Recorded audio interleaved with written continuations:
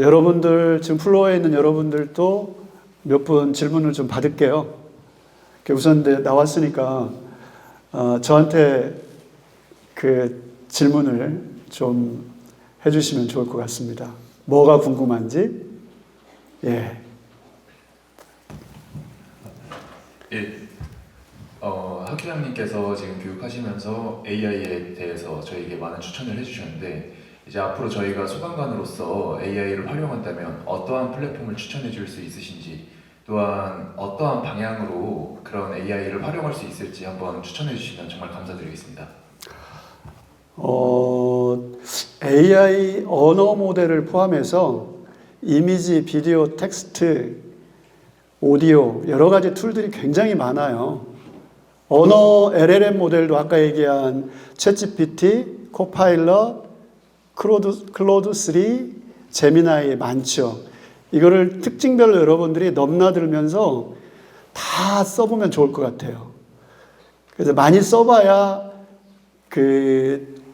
자기한테 최적화된 모델들을 찾아가거든요.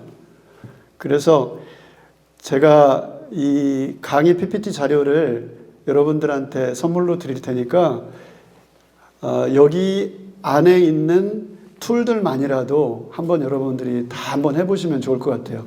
하다가 안 된다 그러면 저한테 직접 문자를 날리시면 제가 맞춤형 고객 서비스로 직접 가르쳐 드리도록 하겠습니다. 여러분들이 그래서 다양하게 다 써보시면 좋을 것 같아요. 그림도 그려보시고 음악도 만들어보고 그 다음에 책에 대한 욕심이 있으면 책을 어떻게 쓸 건지, 어떤 AI 툴을 통해서 에세이를 한번 써볼 건지, 기고문을 써볼 건지, 그래서 그 최적화되어 있는 지금 나와 있는 AI 모델들을 다양하게 한번 써보고 자기하고 맞는 파트너, 자기하고 맞는 AI, 자기하고 맞는 스텝 AI를 찾아서 이렇게 활용하시면 좋을 것 같습니다. 저는 두 가지 질문을 하겠습니다. 먼저 AI의 이제 소방 쪽에서 선두주자로 있으시면서 현재 소방의 AI는 어느 정도에 와 있고 또 앞으로는 어느 정도까지 발전이 될 것 같다라고 예상하시는지 그게 첫 번째 질문이고, 두 번째는 이제 저희는 이제 신임 소방사 과정을 가고 있는데 30년 소방 생활 하시면서 겪었던 트라우마나 아니면은 이거를 어떻게 극복을 했는지 저희는 아직 현장을 가보지 못한 이제 어린 새싹들 입장에서 너무 궁금합니다. 두 가지네요. 지금 현재 소방 조직이 AI 수준이 어떻고, 그리고 어떻게 앞으로 미래가 갈 건지, 그리고 트라우마를 겪었다면 어떻게 극복했는지, 이 두 가지인데,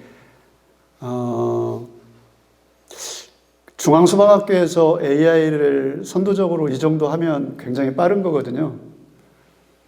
드라이브를 지금 올해 3월부터 걸었으니까요. 그래서 공공기관 중에서는 AI에 대한 마인드, 활용도가 지금 굉장히 앞서가고 있다. 그런 생각을 하고 있는데 학교에서만 가지고는 안 되잖아요. 그래서 각 지방학교 또 일선에 있는 모든 소방관서에서 이런 AI에 대한 붐업이 좀 일어나서 공공기관에서 좀 이게 엄청난 경쟁력으로 이어질 수 있도록, 업무 효능감으로 이어질 수 있도록, 조직의 경쟁력으로 이어질 수 있도록 했으면 좋겠고, 충분히 AI를 어떻게 활용하느냐에 따라서 그렇게 될 것 같습니다. 그러니까 그 시스템도 그렇고요, 시스템 안을 채우는 콘텐츠도 그렇고, 운영 작동하는 것도 그렇고, 이게 모든 게 다 AI가 개입되지 않는 영역들이 없거든요. 데이터 분석에서 어떤 상황을 진단하고 솔루션을 내는 것도 AI가 다 할 수 있는 거고, 그래서 소방의 업무 영역을 예방과 대응이라고 한다면 그 예방과 대응 단계에서 AI를 적용해서 할 수 있는 것들이 굉장히 많다는 생각이 듭니다. 제가 그 두 번째인데요. 그 2014년 4월 16일 세월호 때 거기 관할 소방서장이었습니다. 해남 소방서장. 트라우마죠. 많이 울었고요. 많이 슬펐고 인간에 대한 연민, 측은지심 그걸 많이 느꼈던 것 같아요. 왜냐하면 진도 팽목항에서 그 어린 학생들의 죽음을 바라보면서 그 보호자 부모님들이 흐느끼는 바다를 바라보면서 바로 제 옆에서 그 흐느낌을 들었기 때문에 그 청각이 주는 트라우마가 있어요, 저한테. 후각 트라우마도 생기더라고요. 제가 7개월 동안 진도 팽목항에 있을 때는 그 희생자가 304명이었는데 그 진도 팽목항에 그 시신이 올 때마다 운구를 소방관이 했거든요. 저는 관할 소방서장이었기 때문에 확인해야 됐고, 그래서 그 시신 옆에 한 5m, 10m 정도만 해도 3개월, 5개월 정도 된 시신 같은 경우는 그 냄새가 많이 나거든요. 그래서 이제 후각 트라우마도 저한테 있습니다.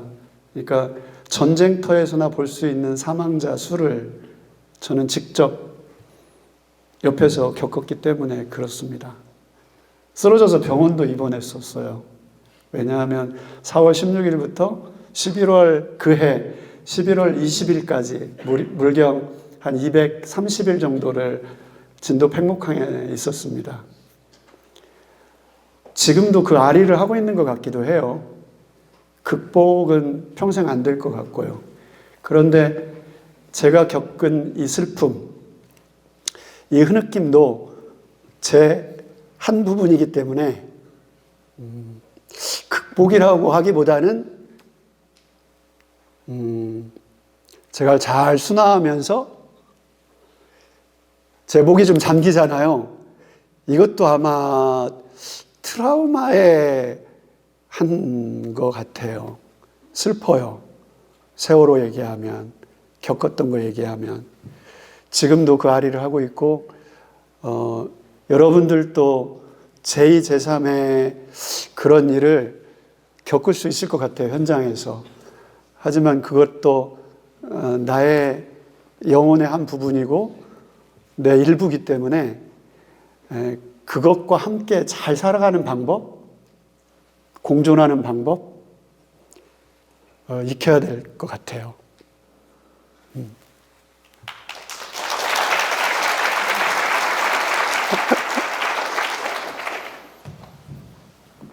저는 AI와 관련해서 AI를 이용해서 업무 효율성을 높일 수 있다고 말씀을 해주셨는데 물론 AI를 이용해서 창의적인 답변을 보고 그것을 통해서 사고의 확장을 이뤄낼 수 있다고 생각합니다.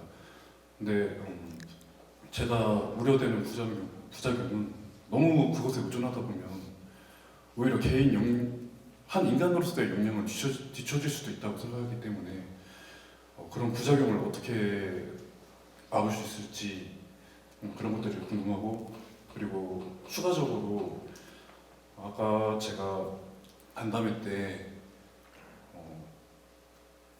이제 경력이 쌓이고 계급이 높아짐에 따라서 이제 판단하는 게 정말 중요한 문제들을 판단을 하게 됐는데 그때 답변해 주셨던 게 다양한 업무들을 해보라고 말씀을 해 주셨었습니다. 그 중에 하나가 행정 업무도 말씀을 해주셨던 것 같은데 제가 알기로는 현재 행정직에 대한 기피 현상이 심한 것으로 알고 있습니다. 근데 저는 아직 경험을 해보지 못했기 때문에 무엇 때문에 그런 현상이 발생하는지 궁금합니다. AI 부작용부터 먼저 얘기할게요. 저는 긍정적으로 생각을 많이 하는 편인데 그런 우려를 많이 하는 것 같아요. 의존성이 높아지다 보면 자기 생각을 잃어버리고 AI 결과물에 의존하다 보면 쉽게 가다 보면 인간의 지능이 퇴화하고 오히려 능력이 퇴화하는 거죠. 그런 우려를 많이 하는데 그런 걱정거리는 있는 것 같아요. 부작용도 여전히. 그런데 주체적 인간으로 AI를 활용하는 것에 따라서 엄청난 창의력의 도구가 될 수 있다는 생각이 들어요. 그 인간이 갖고 있는 인식의 지평을 무한대로 확정시킬 수 있는 파트너죠. 학습 파트너. 정책 참모, 친구. 그래서 제가 프롬프트 질문이라고 얘기했잖아요. 질문은 문제의식을 갖고 있는 사람한테만 진짜 질문이 나옵니다. 그러니까 내가 어떤 사안에 대해서 본질적인 의문을 갖지 않으면 진짜 질문을 못해요. 그리고 그 AI 프롬프트에 질문을 어떻게 하느냐에 따라서 그 결과물이 많이 달라지고 AI와 상호작용하는 밀도가 달라진다고 보거든요. 그래서 부작용보다는 내가 본질적인 어떤 문제에 대해서 문제의식을 가지고 막힐 때, 앞으로 나아가지 못할 때 AI 이 친구한테 적정한 상호작용, 적정한 질문을 통해서 결과물을 내가 탑재를 하면 파워풀한 사람이 될 수 있다는 확신을 하고 있습니다. 그래서 깊이 들어가면 그렇게 돼요. 그런데 표면에서만 머물면 그 부작용에 사로잡힐 수 있다고 생각이 들어요. 그 부작용 얘기를 하는 건 우리 자치위원장이 AI를 지금 많이 안 썼다는 증좌이기도 하는 것 같습니다. 예, 그래서 여러분들 그 우려를 많이 하시는데 우려하실 필요 없어요. 깊이 써보고 계속. 걔는 싫어하지 않습니다. AI는 지치지 않습니다. 무한히 열려 있습니다. 여러분들이 많이 사용하시면 됩니다. 예. 그 플로어에서 제가 질문을 좀 받고 싶은데요. 여러분들 그 손 드시면 마이크 갖다 드리겠습니다. 질문 없어요?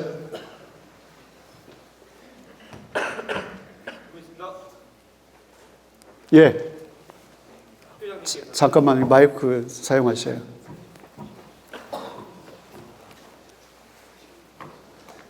학교장님께서는 천일퇴 은퇴를 하신다고 하셨는데 혹시 은퇴 후에 계획이 어떻게 되시는지 궁금합니다. 그 답하기 전에 왜 궁금한지 제가 물어봐도 돼요? 저도 나중에 학교장님 따라 은퇴하게 된다면 혹시 참고할 수 있기 때문에 여쭤보고 싶습니다. 아직 첫발 안 뗐는데 그 먼 미래가 궁금하군요.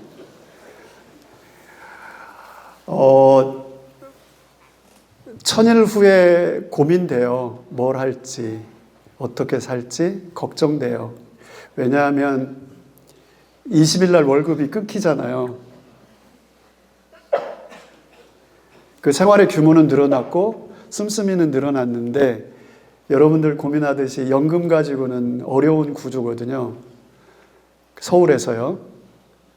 그래서 천일 후에 무엇 할지, 어떻게 할지, 어떤 의미 있는 일을 할지, 그게 어떤 수익 구조가 어떻게 따라와줘야 생존이 가능하잖아요.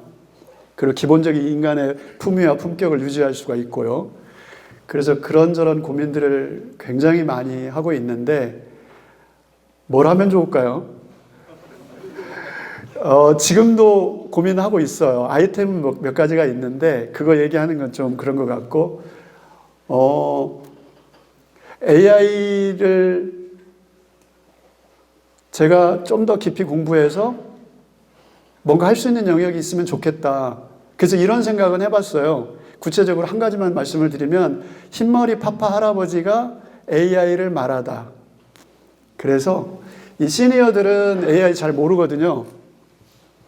그리고 젊은 사람들이 시니어들한테 AI를 얘기하면 잘 못 알아들어요. 그래서 흰머리 파파 할아버지가 AI를 말하다. 뭐 해서 퇴직 후에는 뭐 그런 일도 기회가 된다면 할 수도 있겠다. 대중을 상대로 해서 뭐 그런 생각도 하긴 했어요. 근데 그게 수익 구조와 어떻게 연결이 될지는 미지수인데요. 이제 그런 것도 많이 고민을 하고 있고 그렇습니다. 아무튼 의미 있는 일을 좀 하고 싶어요. 예, 천일 후에는. 예, 고맙습니다. 좋은 질문 해주셔서. 예, 질문 또 해주시죠. 그 AI에 대해서 한 가지 더 질문드리고 싶습니다. 저 같은 경우도 소방공무원 준비를 하면서 면접 시기에 제미나이 플랫폼을 이용해서 많은 검색을 했었는데 현재 제미나이 같은 경우에는 구글의 방대한 검색량과 자료를 바탕으로 답변을 해주는 시스템입니다. 그래서 그만큼 오류 또한 많이 존재하는 편인데 특히 법령 같은 경우는 이미 시간이 지난 것을 바탕으로 답변을 하는 경우나 그러한 오류가 아직은 조금씩 있는 편입니다. 이러한 경우 학교장님께서는 어떻게 그런 오류를 조금 구분해서 판단하시는지 본인만의 노하우가 있으신지 한번 질문드리고 싶습니다. 어렵죠. 이게 옳은지 그른지 참인지 거짓인지 그 결과물을 보고 판단하기는 굉장히 어렵죠. 두세 군데 돌려보죠. 퍼플렉시티에도 돌려보고요. 구버에도 돌려보고 일반 검색 엔진에도 돌려보고 코파일럿에도 돌려보고 그 MS에서는 그 어느 정도 그런 부분들을 많이 확인할 수도 있고 출처도 확인하고 확인이 가능했었던 것 같아요. 그래서 저는 서너 가지를 이렇게 검색 필터링하는 과정에서 서너 가지를 동시에 써봅니다. 다 창을 열어놓고요. 그렇게 해서 합니다. 그런데 중요한 건 제가 그렇게 진지하게는 안 합니다. 왜냐하면 AI가 쏟아내는 말들의 허구가 있거든요. 기본적으로 그렇습니다. 제가 말씀드린 대로 언어 모델은 통계를 기반으로 통계치로 말하는 거기 때문에 진실이 아니에요. 그냥 통계로 얘기하는 거거든요. 파라메타라는 매개 변수 가중치를 부여해서 활성화된 함수를 통해서 결과물이 나오는 거거든요. 그러니까 인간이 말하는 이 진실과 AI가 말하는 결과물은 많이 달라요. 그래서 그걸 전제로 해서 바라보기 때문에 진지하게 제미나이가 얘기한다고 해서 그거를 나의 지식으로 바로 습득하지는 않습니다. 이렇게 필터링을 거쳐서 나의 지식으로 취사 선택을 하죠. 그 대신 그 툴들을 많이 활용은 해요. 예.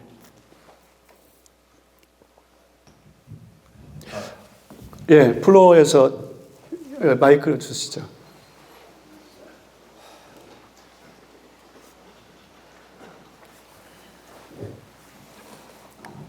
네, 그 오랜 시간 동안 그 소방 생활을 해오셨는데 지휘관으로서 현장 소방대원들의 그 바라보는 모습과 저희들이 앞으로 현장에 가지고 가야 될 역량이 개선됐으면 하는 역량이나 이런 부분들이 궁금합니다. 네, 그 좋은 질문이고요. 제가 소방서장 할 때 지휘관이죠. 그럴 때 상황이 터지면 대응 1단계가 발생을 하면 그 지휘 참모들이 이렇게 쭉 있거든요. 그 자원을 관리하는 사람, 그리고 상황을 관리하는 참모, 정보를 전달하는 참모, 뭐 브리핑을 준비하는 참모, 이렇게 직능별로 서장 옆에 참모들이 이렇게 쫙 붙어요. 그래서 전체적으로 이제 지휘관이 지휘를 하게 되는데, 그 당시에 직원들을 바라봤을 때는 그 지휘 참모 아래에 또 직원들이 있을 거 아니에요? 여러분들이 이제 시작이니까 그 지휘 참모 아래에 센터 직원으로 들어가겠죠. 본서에 근무를 하든지. 그러면 그들의 정보가 취합이 돼서 최종 지휘관한테 오는 구조인데, 지금 현재 소방의 현주소는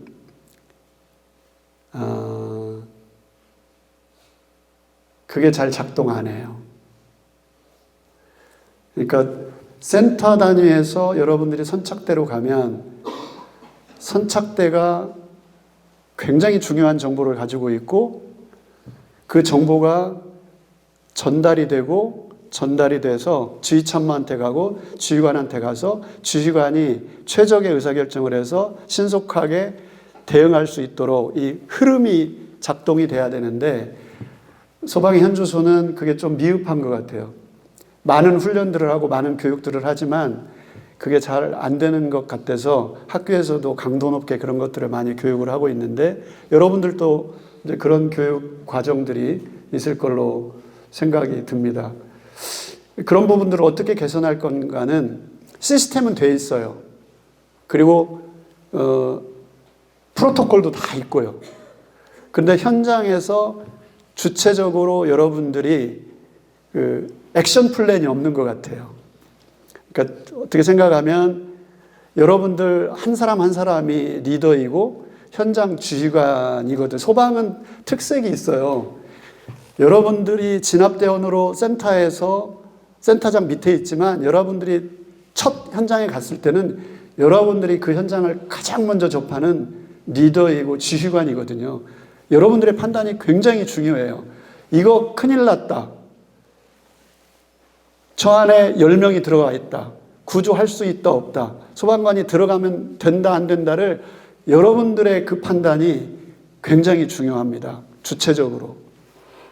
그런 주체의식, 내가 리더라는 현장에서 소방사지만 그런 의식, 리더라는 의식, 내가 스몰 지휘관이라는 의식이 굉장히 필요하고 개선할 점이 있다 그러면 그런 여러분들이 그런 의식으로 무장하는 것, 왜냐하면 그 시스템은 되어 있고 그게 작동을 하긴 하는데 부족한 게 현장에서 그 부분 같아요. 그래서 정보의 전달 체계가 원활하게 될 수 있도록 하는 것, 예, 그렇습니다. 아마 여러분들은 발령받고 센터에서 근무하게 될 때 내가 재난 현장에서 리더라는 의식을 가지면 좋을 것 같아요. 소방은 그렇습니다. 계층구조지만 여러분들이 리더예요. 여러분들의 최초의 의사결정이 그 재난의 규모를 크게 키울 수도 있고 작게 키울 수도 있고 빨리 수습할 수도 있고 더 확산시킬 수도 있고 그런 것 같아요. 그런 생각만 하시면 잘 하실 수 있을 것 같습니다. 예. 여러분들 세 사람 다시 한번 박수 한번 주시죠. 수고하셨습니다. 들어가시죠.